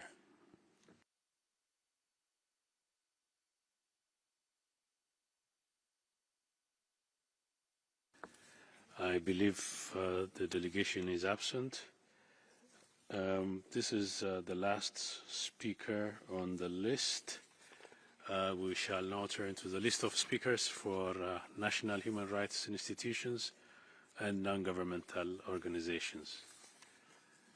I now give the floor to the representative of Amnesty International. Amnesty International comes before the Council with one urgent call. Amid an armed conflict, we must stay focused on the human rights of people in Iran. They live under a repressive system that relies on massacres to crush dissent and demands for fundamental political change. Now people are caught between threats of further deadly repression and an armed conflict involving serious harm to civilians. Meanwhile, the government maintains an internet shutdown. Civilians in Iran are on a dual atrocity trajectory. For demanding transition and human rights, they are met with crimes against humanity. Iran's constitutional structure entrenches discrimination and impunity and denies people the internationally recognized rights to take part in public affairs and freely determine their political destiny. Now, civilians also bear the brunt in armed conflicts, as tragically seen in the killing of over 100 children in an Israeli-US strike on a school in Minab. With violations of international humanitarian law and systemic impunity for repeated crimes under international law, including during successive protests, a wait-and-see approach is devastating for the people of Iran. We urge states to urgently initiate a comprehensive international framework to end violations and deliver justice and rights-respecting transformative pathways for the people of Iran. What actions do the mandates consider necessary in this relation? Thank you. Thank you. I now give the floor to the representative of Organization for Defending Victims of Violence. Thank you, Mr. President. The recent aggression by Israel and United States on Iranian territory are not mere geopolitical escalations. They are blatant violations of international law. Madam Special Rapporteur, we appreciate your recent press release calling for de-escalation and accountability. However, the international community must realize the words alone cannot stop the spilling of civilian blood. We need immediate action. We are witnessing a brutal attack on innocent lives. Homes, hospitals, and civilian infrastructure are being targeted one after another, leaving millions of people in danger. The most heartbreaking example of this brutality is a horrific massacre in Minab. Schoolgirls just 7 to 12 years old were brutally killed right inside their classrooms. These children are not collateral damage. Their tragic deaths are clear war crimes that demand global outrage. Beyond physical destruction, the relentless bombings are inflicting severe psychological trauma and paralyzing anxiety upon our children and vulnerable communities. We urge the international community to break their silence, stop the shocking and endless crimes of the US and Israel, and hold them accountable before more innocent blood is spilled. We strongly urge these two mechanisms to immediately launch an investigation into all crimes committed against Iran and Iranians since February 2026. I thank you. Thank you. This was the last speaker we could accommodate. Excellencies, distinguished participants, this brings us to the end of this meeting. We will reconvene in the afternoon at 2:30 p.m. to continue the joint interactive dialogue on the situation of human rights in the Islamic Republic of Iran, and listening to the High Commissioner's oral updates on the Democratic People's Republic of Korea and on the Bolivarian Republic of Venezuela, followed by general debate under item 4. I hereby close the 32nd meeting of the 61st session of the Human Rights Council. Thank you. So I guess we do our answers in the second half. Yeah.